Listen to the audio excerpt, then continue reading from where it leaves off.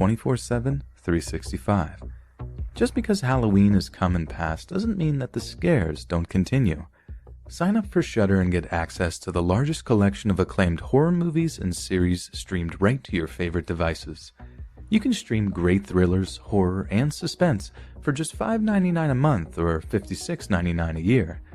Shudder has the largest, fastest-growing, human-curated selection of thrilling and dangerous entertainment. I call it the Netflix for horror. There are new spine-tingling thrillers, shocking horrors, and edge-of-your-seat suspense added weekly. You have unlimited access to stream ad-free on all your devices, including iPhone, iPad, Apple TV, Xbox One, Amazon Fire TV, Google Chromecast, Roku, Android devices, and more. Shudder has a unique collection of exclusive and original films and series, horror classics, and blockbuster hits. I continue to love my time with Shudder. You guys know how much I love animation, and I'm so excited Shudder created a Creepshow animated special. It's composed of two terrifying tales, one about a man determined to stay alive alone on a deserted island, no matter what the cost, and a teen whose road trip includes a visit to the gravest show on Earth. It's only a taste of what they can do with this franchise, but it promises a grave future for everything else if they continue to do it just right. Shudder boasts a vast collection of content, an extensive international library, a range of genres and types of movies from old classics to modern favorites. So, what are you waiting for? Get started streaming the best horror, thriller, and supernatural content. Shudder's expertly curated collections include titles like the acclaimed Tigers Are Not Afraid, One Cut of the Dead, Revenge, and the Creepshow TV series, produced by Greg Nicotero and based on the famous films by George Romero. To try Shudder for free for 30 days, go to shudder.com and use promo code Let's Read. That's SHUDDER.com and use promo code LETSREAD. That's shudder.com, promo code Let's Read.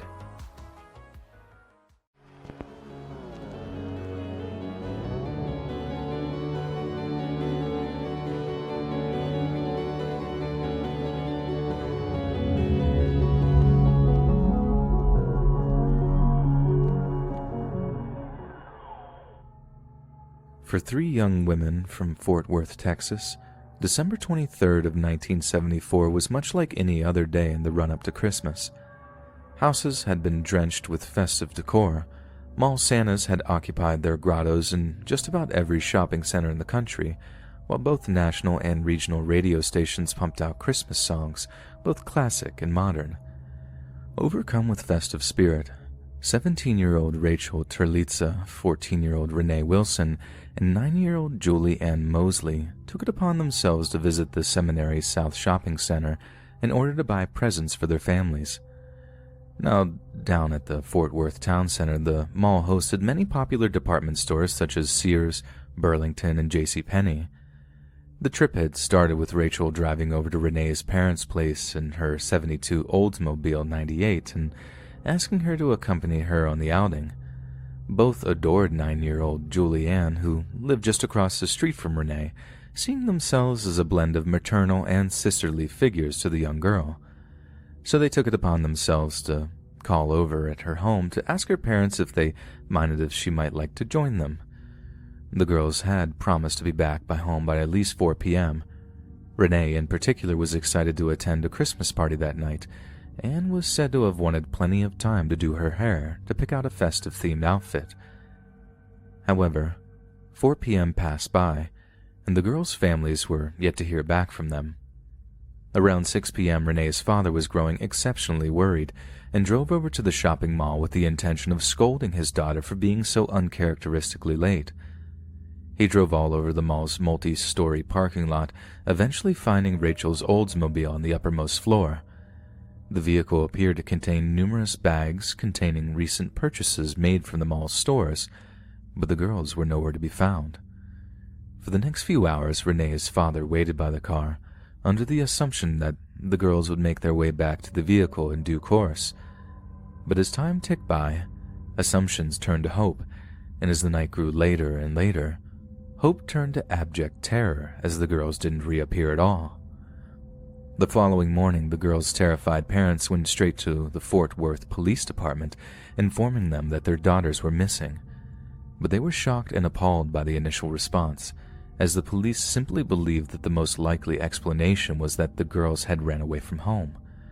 The parents argued this could not possibly be the case, as if they had ran away, why would they leave the car to travel on foot, and why would they leave their recent purchases just sitting there in the vehicle itself? Surely they wouldn't have made the purchases at all and would have needed the cash to buy their way onto some kind of public transportation. It was irrefutable that running away was a possible explanation, but to do so 2 days before Christmas seemed extremely unlikely. At the time, most police forces assumed that missing children were runaways. It seems ridiculous today that this might be the case, but the 1970s were a time when the idea of stranger danger wasn't nearly as prolific as it is now. That might seem naive in retrospect, but those are the facts at hand. Regardless of their initial speculation regarding the girl's disappearance, Fort Worth police moved forward with collecting witness statements and spoke to several people who claimed to have seen all 3 girls at the shopping mall that day. One of these witnesses gave a horrifying account of seeing a group of them pushing the girls into a yellow pickup truck, but could provide no further details on the make or model of the truck itself. Another person told police officers that they had personally witnessed all 3 girls be put into the back of a security patrol vehicle, which led them to believe that they had been caught shoplifting or at least caught doing something that security personnel found objectionable. It's not unusual for a pair of teenage girls to misbehave in public, but what's disturbing is that this leads us to believe that mall security staff may have been involved in their disappearance somehow.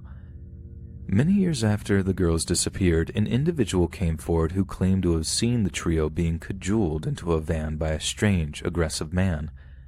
Apparently, this person then attempted to confront the man, asking him just what he thought he was thinking treating a trio of young women like that, but was told to mind his own business as it was a family dispute.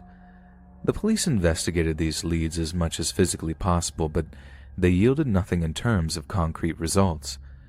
There was also a great deal of speculation regarding the idea that at least one of the teenage girls, Renee or Rachel, knew the identity of their kidnapper and went with them willingly, believing them to be someone that they could trust, but that this misplaced trust had led them to meet a sinister fate at the hands of whoever forced them into the van that day.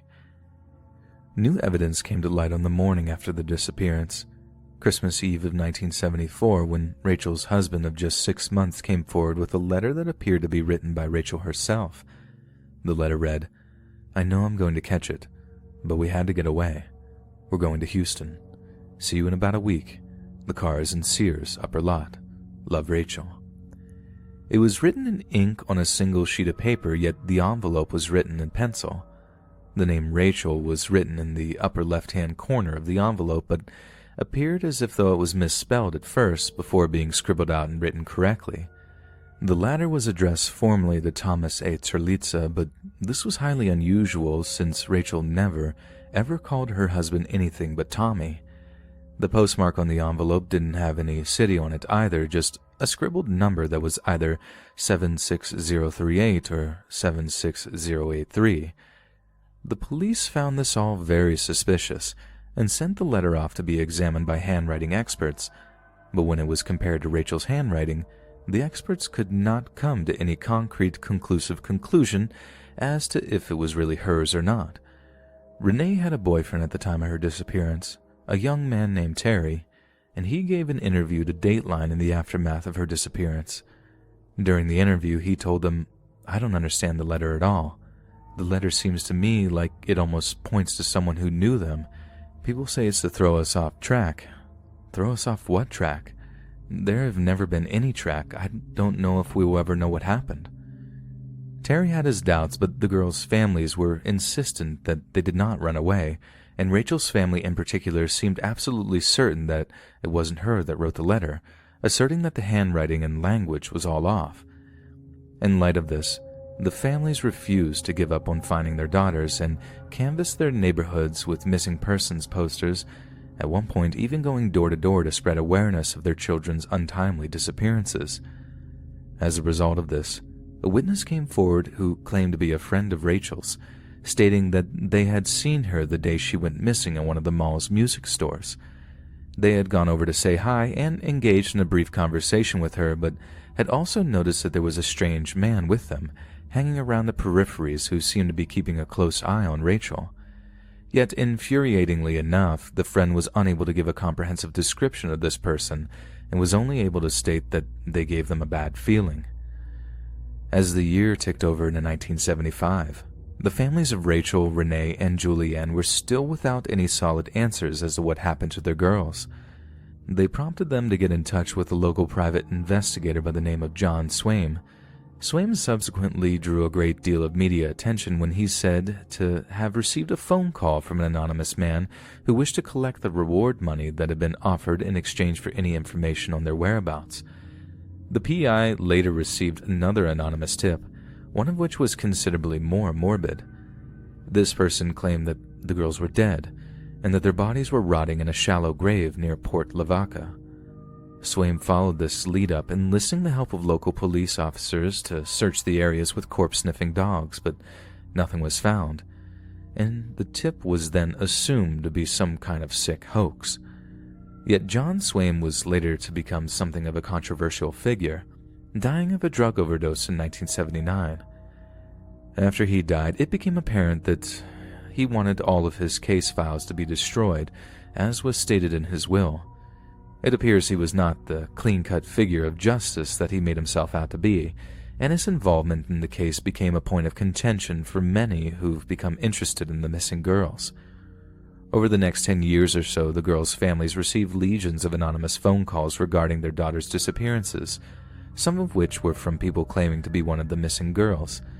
The calls were assumed to be sick jokes, and they became so frequent that the families had to change their phone numbers to stop the cruel pranksters from being able to contact them. The whole situation was disturbing enough, but hearing that people were deranged enough to taunt the families of the missing girls is enough to turn one's stomach. These calls and the disappearances in general had a horrible effect on Rachel's younger brother, Rusty. Rusty grew into an adult who was obsessed with his sister's disappearance and was consumed by a conspiratorial frenzy, unable to reconcile or let go of the raw anguish that plagued him. He was of the opinion that it was definitely not Rachel who wrote the letter to Tommy that arrived on Christmas Eve, and that it must have been the kidnapper trying to throw them off the scent. In the years that followed, many witnesses claimed to have seen Rachel and Renee together at a series of different places, including a Walmart, a country store, or a gas station. Rusty has dismissed these apparent sightings as hoaxes, but was increasingly in touch with another private investigator named Dan James, who became personally interested in the case during 1975. Dan said the case lit a fire in him, being one that was multi-layered and extremely complex, and became so eager to solve the case that he even offered a $25,000 reward out of his own pocket in exchange for information that led to the arrest of the person or people responsible for the girl's disappearance. Yet once he became publicly involved, Dan James began to receive anonymous death threats from a number of different sources, telling him to drop his interest in the case or face dire consequences.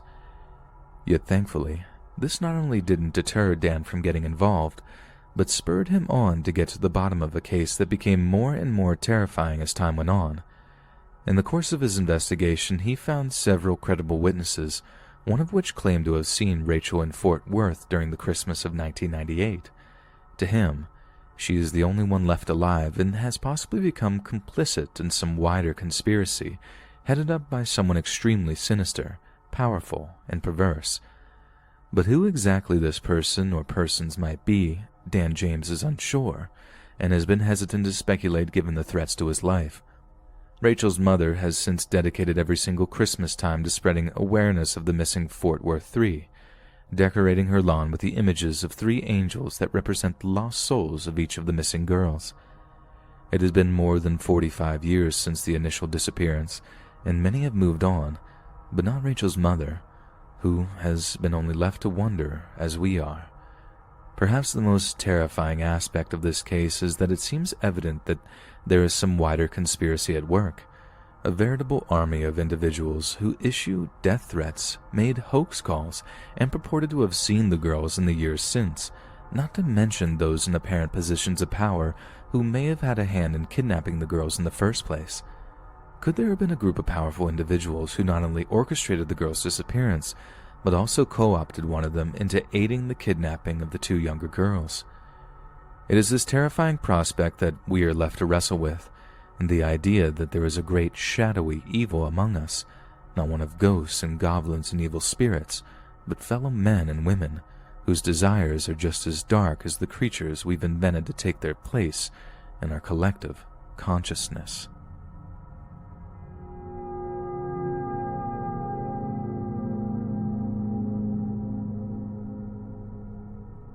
The tranquil northwestern city of Chadron, Nebraska has long prided itself on being a safe, homely place to make a life in.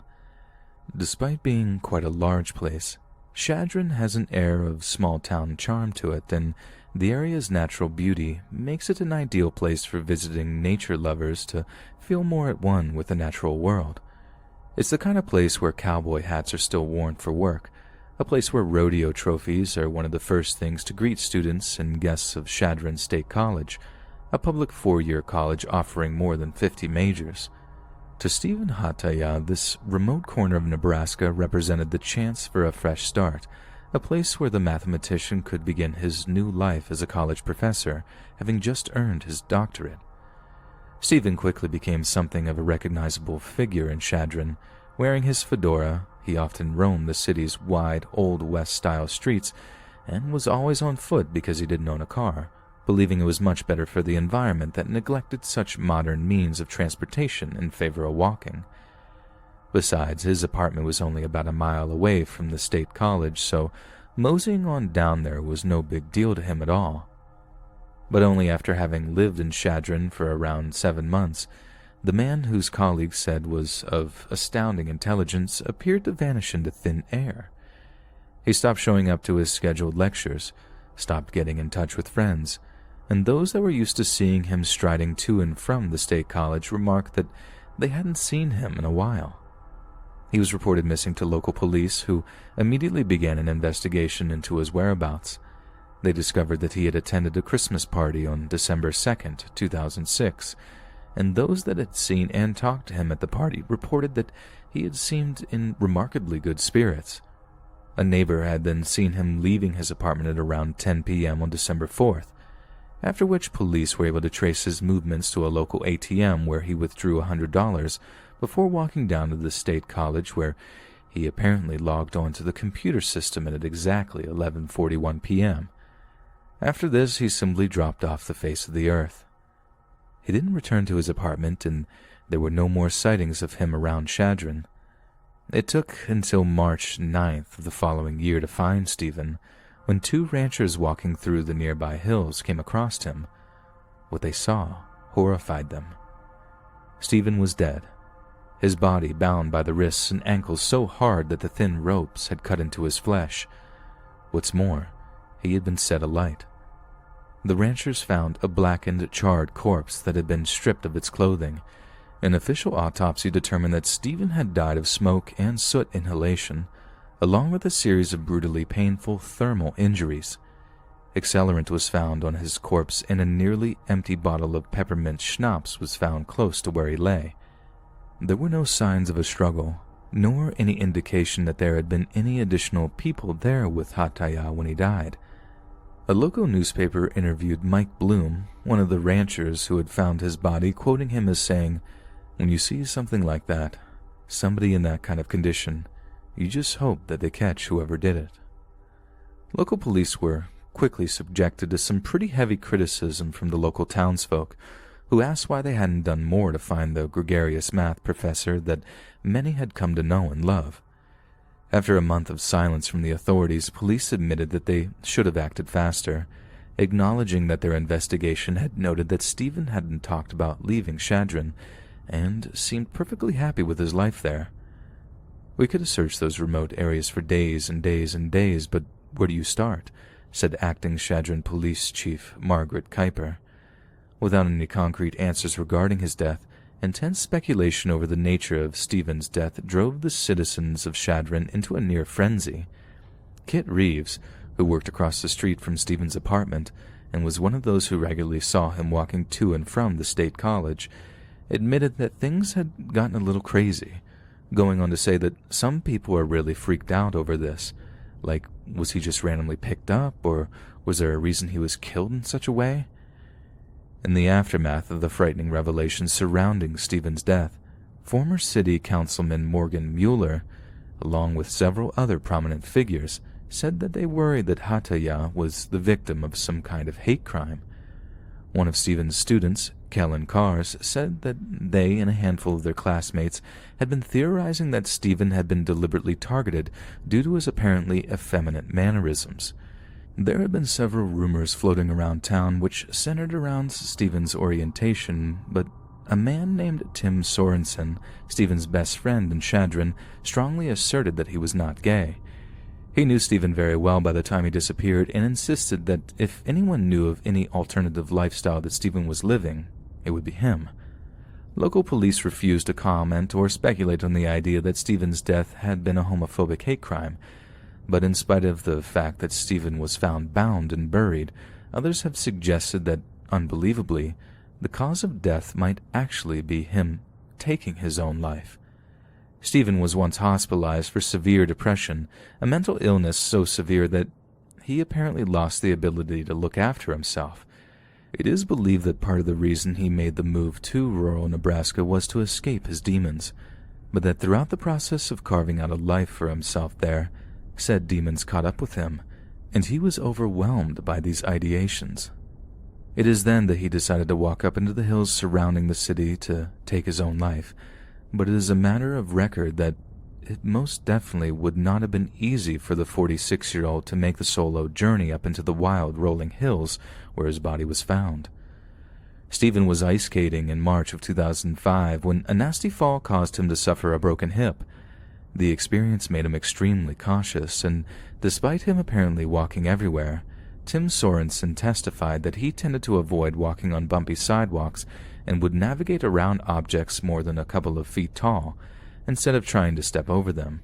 So the idea of him deciding to take the risk of walking the rough terrain of the hills is extremely dubious. "This is the most mysterious thing that's ever happened here," said Con Marshall, a lifelong area resident who has worked at Chadron State College for 38 years.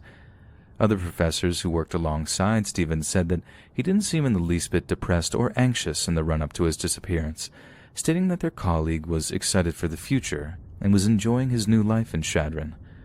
Phil Carey, Stephen's assistant professor, said that he wasn't one to isolate himself or obsess over his work, and that Stephen was in such good spirits around the time that he vanished that there was no way he would have guessed that he had a history of depression or mental illness. "I know a person can hide depression, but I didn't see any of it," Carey was quoted as saying by a local news publication. Carey said Stephen had a dry sense of humor, but was otherwise very sociable and enjoyed light-hearted conversation on a plethora of different subjects.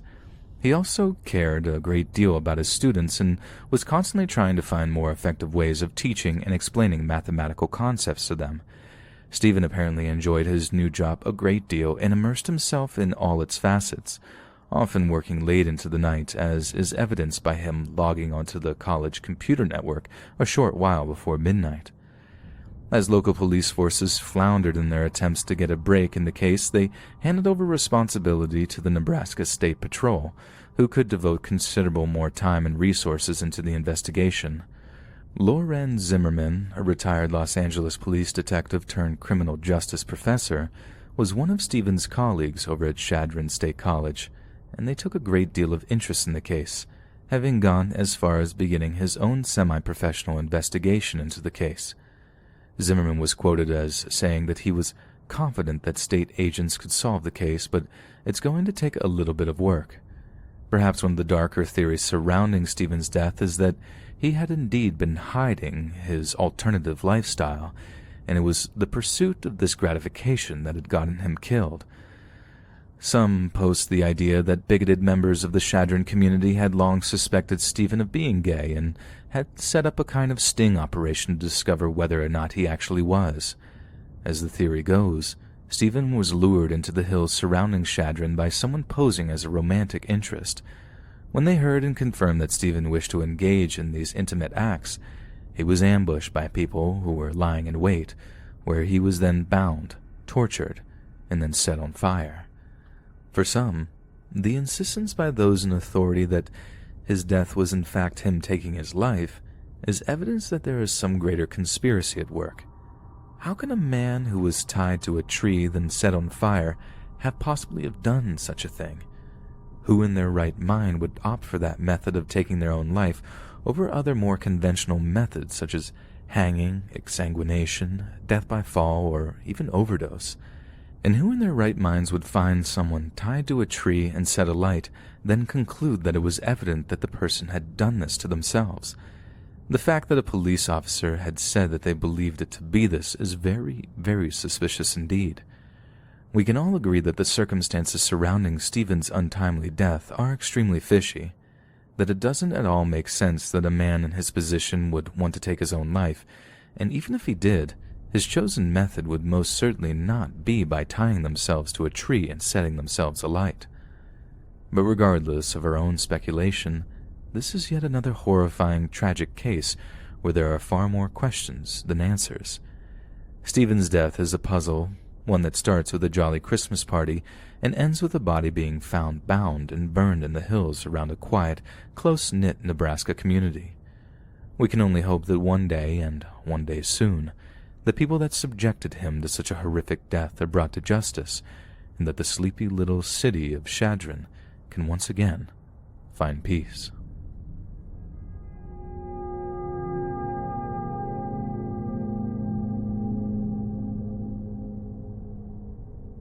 In Edinburgh neighborhood of Clermiston in Scotland, on Christmas Day of 2013, elderly apartment block resident Alan Williamson heard a loud banging on the front door of his apartment. He was reluctant to answer the door, and we can understand why, as he'd had a considerable amount of trouble with a neighbor of his over the previous 6 months or so. But given what day it was and how lonely it can be for some elderly people on the most festive day of the year, Alan decided to roll the dice and open up the front door to whoever it was, possibly in the hopes that it was someone coming to wish him a Merry Christmas. But the only thing that greeted Alan when he opened up his apartment door that Christmas morning was death. The person waiting on the other side of the threshold set upon the elderly man with a 6-inch kitchen knife, stabbing him 29 times in an attack that ended with Alan lying lifeless in a pool of blood in his own apartment. Other residents of the apartment block heard a commotion coming from the apartment and were quick to get in touch with the police to inform them that something terrible was going on. Officers arrived to find Alan Williamson dead in his apartment, with a trail of blood leading from Alan's home all the way to another apartment in the same complex. They followed the blood and knocked on the other apartment where the blood trail ended, only to find that the door was unlocked. They entered and found 37-year-old Melissa Young in a state of frenzy, covered in blood. The officers asked Melissa if she had just stabbed the man in the apartment across from her, to which they were amazed to find her reply in the affirmative, stating that the power it gave me was amazing. She was promptly arrested, then taken over to a nearby police station for questioning.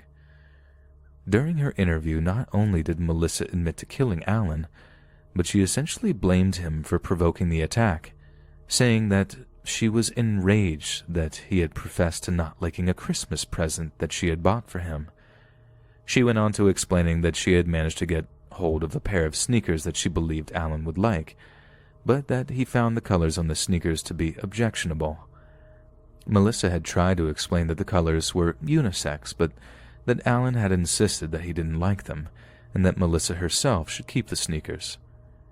The rejection simmered in her for days, until apparently boiling over on December 25th, when she called on his apartment and murdered him.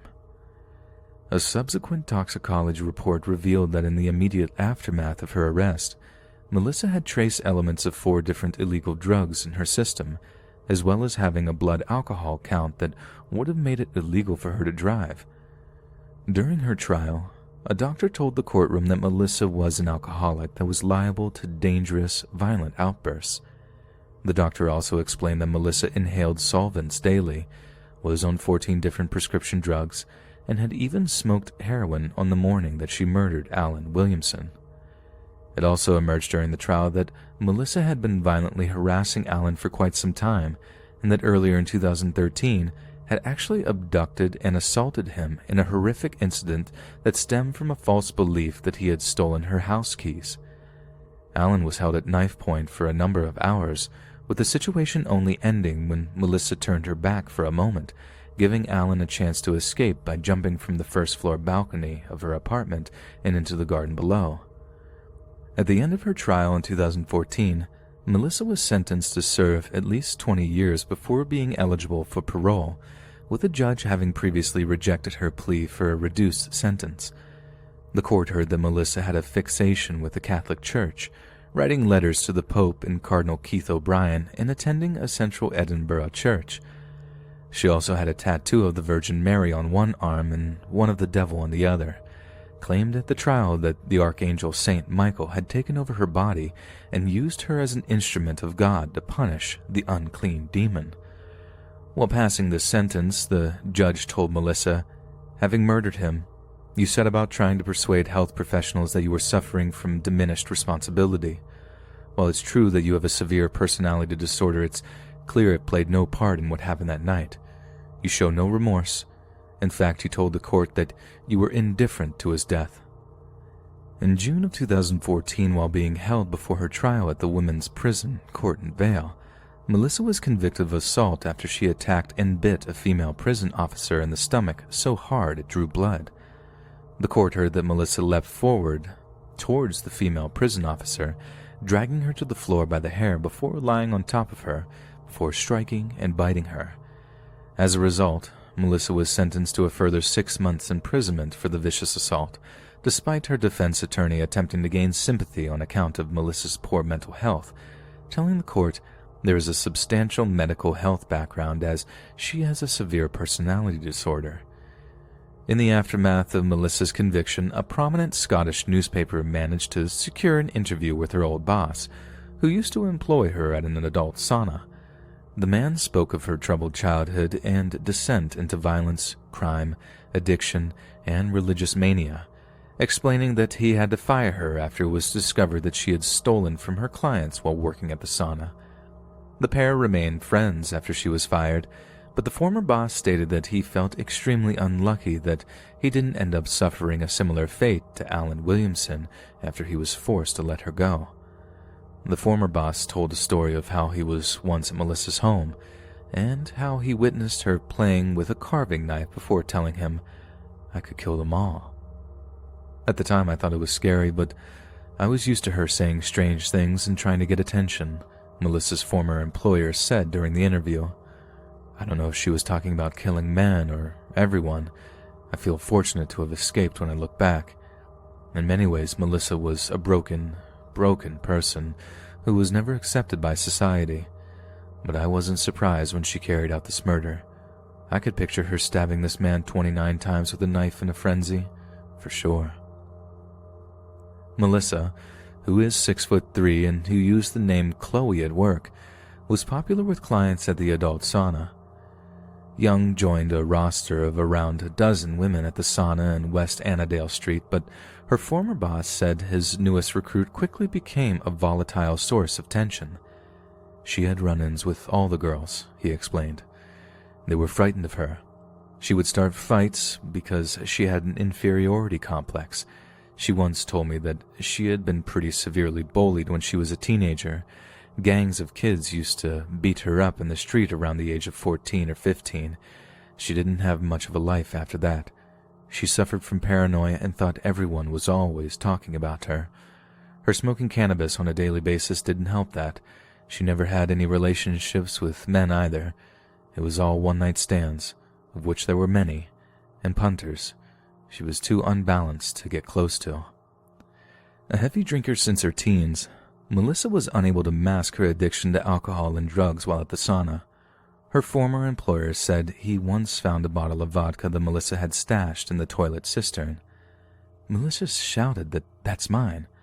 I said I was going to flush it, and she screamed, "If you do that, I'll kill you." He had to be tough to run a sauna, so I stood my ground and she backed down, but you never knew with Melissa. She was like a tiger and could lash out at any moment. Coworkers also saw Melissa's anger boil over when her former employer took his girls to see the Lady Boys of Bangkok at the Edinburgh Festival. It was going to be a great night out, but soon all devil broke loose when Melissa ended up in a fight with a massive butch lesbian. The other sauna girls also claimed that Young would steal their possessions and strongly suspected that she would sell them to pay for drugs. After 9 turbulent months at the sauna, Young had an explosive row with her boss. I'd spent 13,000 pounds on a facelift and Melissa was very jealous, he said. She had almost no breasts and wanted me to lend her 3,000 for a chest job. I refused and said that she should save her money instead of drinking it. Then I found out that she had started turning tricks at her flat. I was angry because she was trying to steal our customers. After everything that had happened, I sacked her. Melissa was evicted from her apartment after a client knocked on the wrong door and her neighbors called the police. Her former employees said he witnessed her descent into greater depravity over the years. He claims she boasted of taking groups of drunken men, as many as 13 at a time, to the back of a nightclub to have their way with her. She was also a serial shoplifter who had clothes worth thousands of pounds piled in her flat when she was arrested. The interview with her former employer painted a picture of a highly disturbed person who exacerbated their poor mental health with the habitual use of hard drugs and alcohol. Someone that was so disconnected with any sense of human decency that they'd murder a person over a Christmas present. Maybe this Christmas, we should all be a little bit more grateful for the gifts we receive. You never know who might take the rejection to heart and plot a terrible, bloody revenge.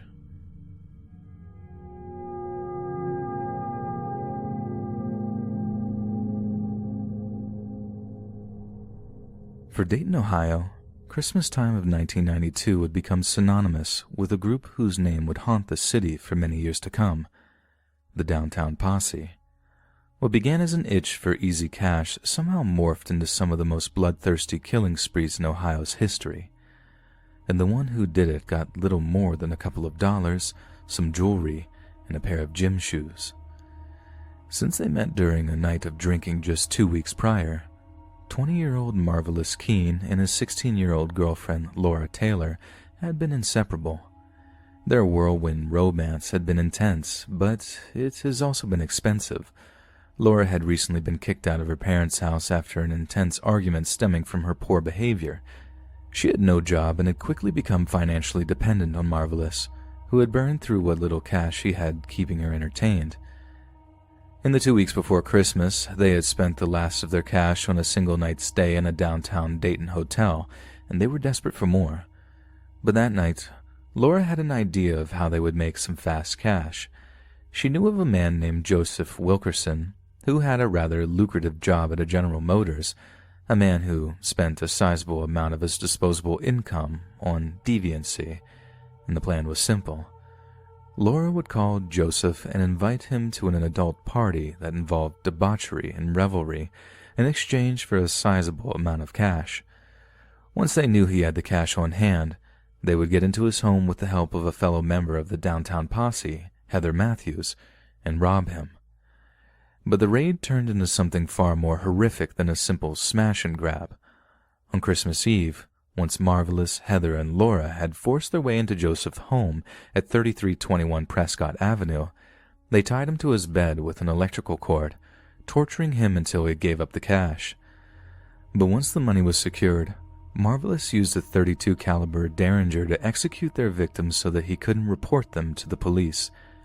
After the murder had been committed, the trio made themselves at home, raiding Joseph's fridge and playing loud music, before stealing his car, which facilitated their killing spree. From that point, it was like a group of sharks smelling blood in the water, and the Downtown Posse began a frenzy of violence. The next victim was Danita Goulet, who was shot multiple times while using a payphone at 517 Neal Avenue. There was no plan this time. It seemed they just shot a total random person in the middle of the street before jumping out of the stolen car and taking her shoes, jacket, and backpack.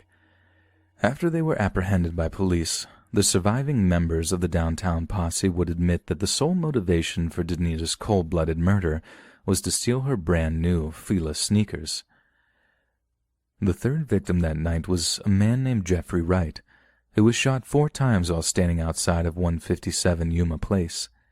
Thankfully, he was lucky enough to survive the attack, but as it turned out, Jeffrey had a personal connection to the group. He was the ex-boyfriend of Heather Matthews, who was by that time in a relationship with fellow downtown posse member DeMarcus Smith, and it was he who pulled the trigger 4 times, hitting Jeffrey in both legs. Fortunately, he was able to escape to a neighbor's house and get himself medical assistance. The downtown posse then rested for the night, but planned on resuming their killing spree the very next day. As the sun set on Christmas Day 1992, the group had decided on their next victim, a man named Richard Maddox, and he too had a connection to the posse. He was Laura Taylor's ex-boyfriend, who was lured from his parents' house with a promise of reconciliation. He picked her up in his car, and the pair drove around discussing their past relationship, but unbeknownst to Richard, the rest of the downtown posse followed close behind. Richard soon cottoned on to the fact that he was being tailed and grew nervous, attempting to make a quick getaway. That's when Laura Taylor put the Derringer pistol to his head and pulled the trigger, killing him instantly. Then as the car was about to crash, Laura threw herself out of the moving vehicle and was picked up by her fellow gang members. The following day, Sarah Abraham was working at the family-owned Shortstop Mini-Mart on West 5th Street when the downtown posse entered the store.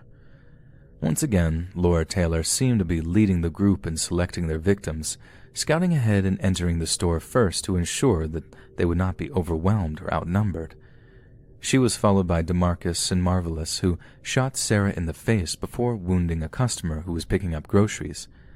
Sarah would survive for 5 days in the hospital before eventually succumbing to complications stemming from her grievous wounds. Immediately following the Shortstop shooting, the posse made their way to Salem Avenue, where they found a woman airing up her tires at a gas station. As soon as the woman saw them approaching with guns drawn, she fled. But it wasn't this that saved her life. It later came to light that Laura Taylor had demanded that Marvelous Keene shoot her as she ran, but he hesitated, and the woman was able to make her escape. It's a highly disturbing detail that the youngest and seemingly most innocent of the 4 was evidently the most bloodthirsty. The posse then stole the woman's black Dodge Shadow, the same car that was pulled over in a traffic stop that led to their arrest. In the aftermath of them being apprehended, the group told the police where to find 2 more bodies, those of Wendy Cottrell and Marvin Washington. Their bodies were at the city-owned gravel dump located on 1654 Richley Drive. These 2 were members of the posse that Laura Taylor ordered the execution of because she believed they knew too much and would break under police pressure. They told the 2 soon-to-be victims that they all just wanted to party to get them in the car. A short while later, Marvelous pulled the car over into the gravel pit and ordered Wendy and Marvin to get out. Then he and DeMarcus shot them both in cold blood. It's terrifyingly apparent that the downtown posse quickly went from killing for financial gain to simply killing for the thrill of it. And all of that during the most festive time of year, when the families of the victims would have been extra devastated to learn of their loved one's demise, given that Christmas is such a family-oriented holiday. Perhaps the only solace we can take in a case like this is to learn that Marvelous Keene was executed for his part in the murders, and that the families of the victims managed to get some measure of revenge.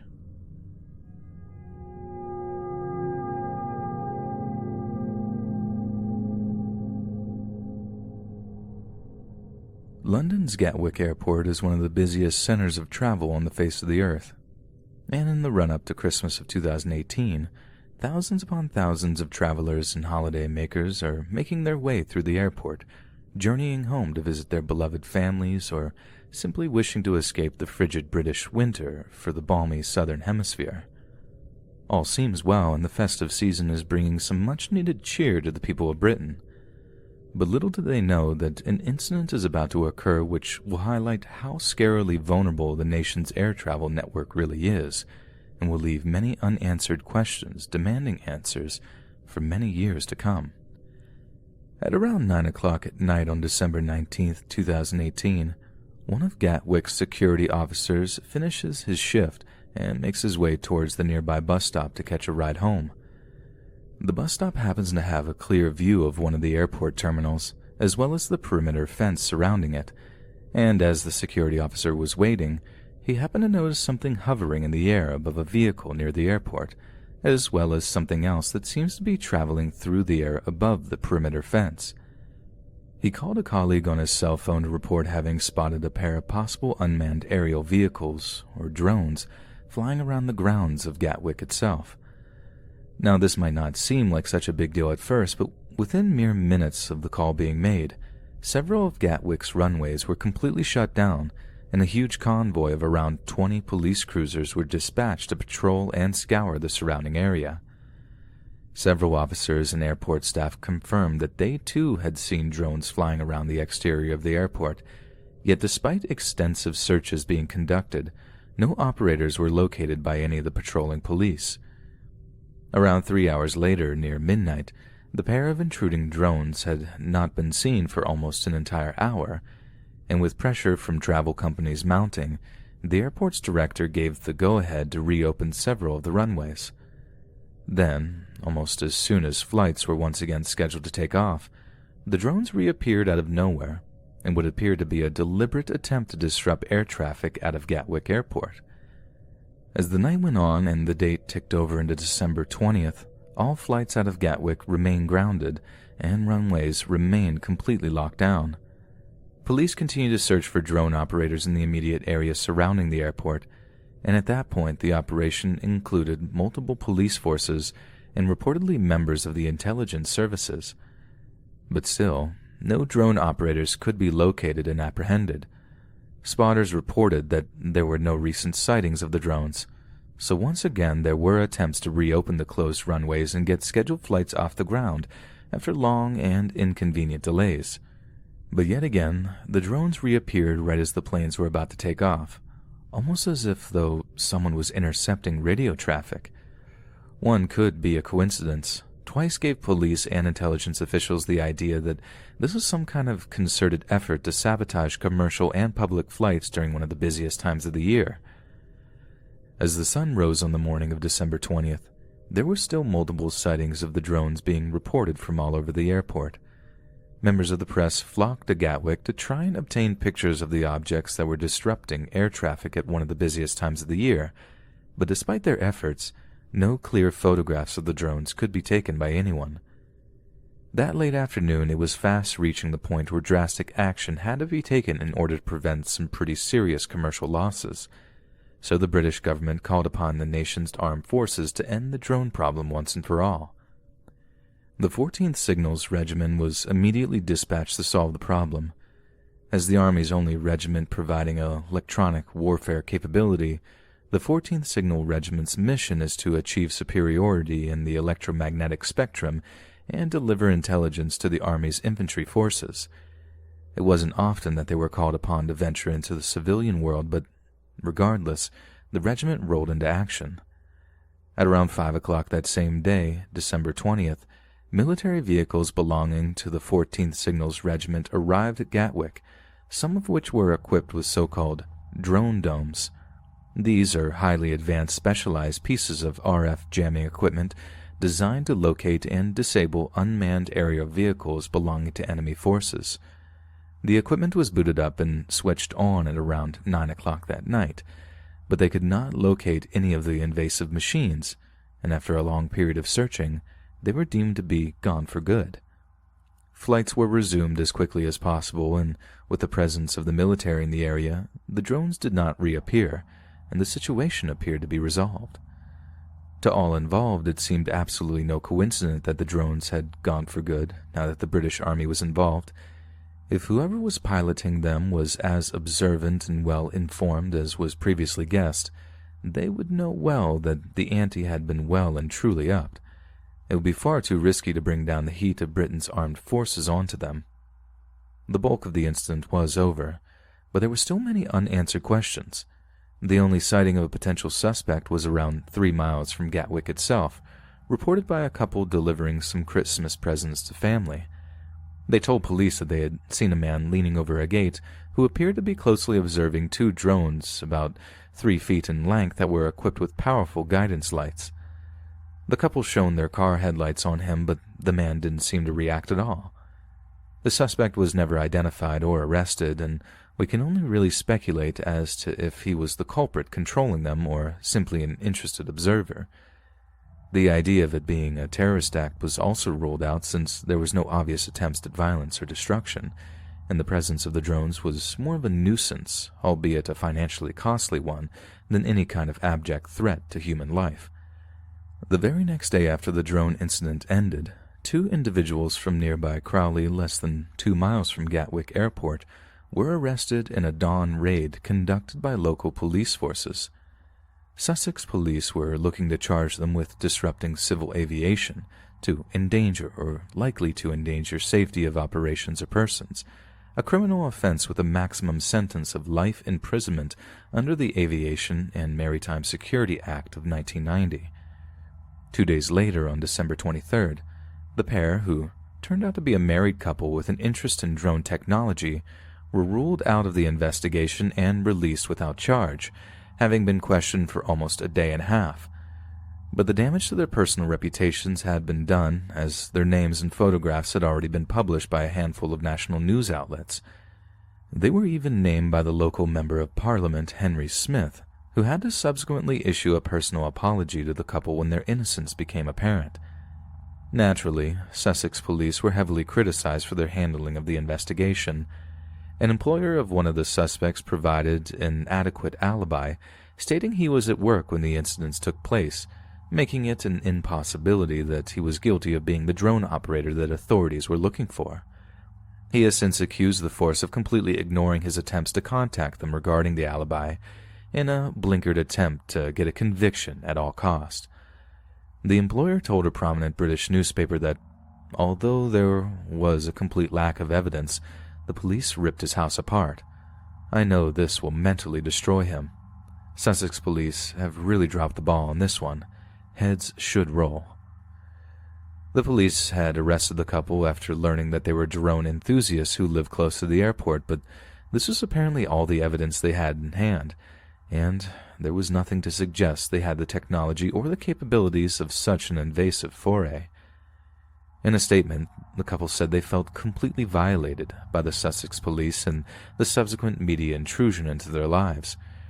Speaking to the BBC on December 29, 2018, Giles York, the chief constable of Sussex Police, said he felt sorry for the couple but unbelievably stated that he still believed their arrest was justified. No further arrests were made, and in June of 2020, Sussex police were forced to pay out a cool £200,000 to the couple in an out-of-court settlement to keep them from taking their complaint to the High Court. The question of whether or not the Crowley couple were to blame for the intrusion and disruption seems to have been answered, but there is one particularly frightening point to be made about the entire ordeal, and that is the issue of what is known as geofencing. Geofencing is a system by which a pre-programmed area can be blocked off to consumer drone flight.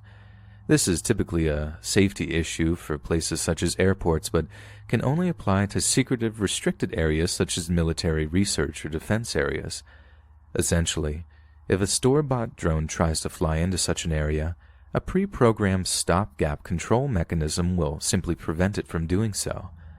The point being that whoever was manning the drone that day was in possession of technology that could override some of the most powerful programming in the modern world. The police actually released a statement saying that the drones in question were thought to be of industrial quality, which I think we can all agree is something of a euphemism for military quality. Was a powerful foreign state to blame for what happened that December? Was it the Russian FSB who wished to show the British government that they can and would use powerful military drone technology to disrupt one of the busiest commercial airports in the world? There have been even more sinister, outlandish suggestions that the drones in question weren't made up of man-made technology at all, but were something entirely otherworldly. That they were probes from a group of beings that wished to observe and report. After all, it would be relatively easy to trace and block a civilian or even military drone, but The operators of the drones in question always seem to be one step ahead, and no one has been seriously charged since the incident. It's also interesting to note that members of the press were completely unable to secure photographs of the drones, despite trying desperately for hours at a time to do so. So the question remains, exactly who was responsible for the disruption at Gatwick Airport on those chilly December days?